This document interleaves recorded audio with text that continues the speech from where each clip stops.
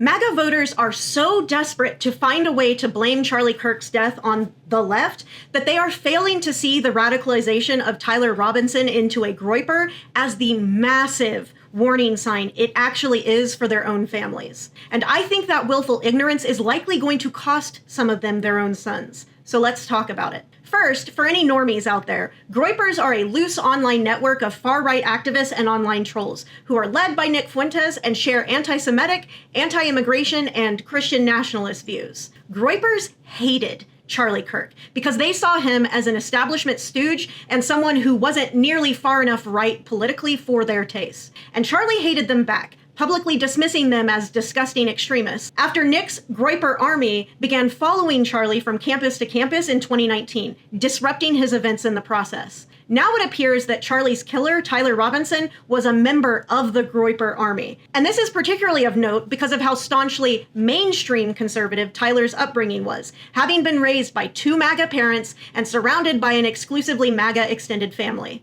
Tyler's parents were so worried about protecting him and his siblings from the evil indoctrination of the left that it left them blind to the much farther right indoctrination he was going through right under their noses. And because they couldn't see it happening, that indoctrination was able to weaponize their son, not against the left, but against them, against their belief system, against Charlie Kirk's belief system.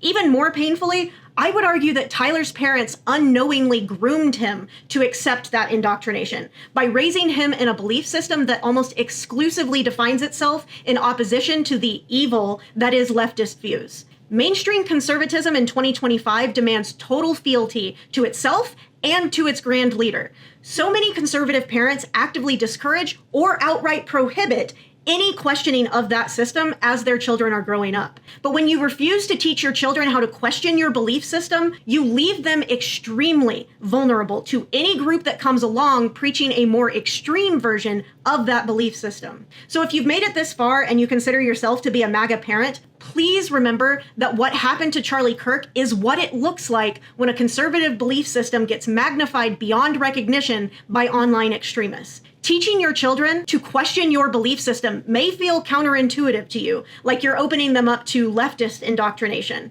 But what it really does is inoculate them against the manipulation of online extremists who are seeking to radicalize them into literal murderers and terrorists. Had Tyler Robinson's parents done this, their son might not be facing the death penalty right now. And Charlie Kirk would still be alive to be home eating blueberries with his own children.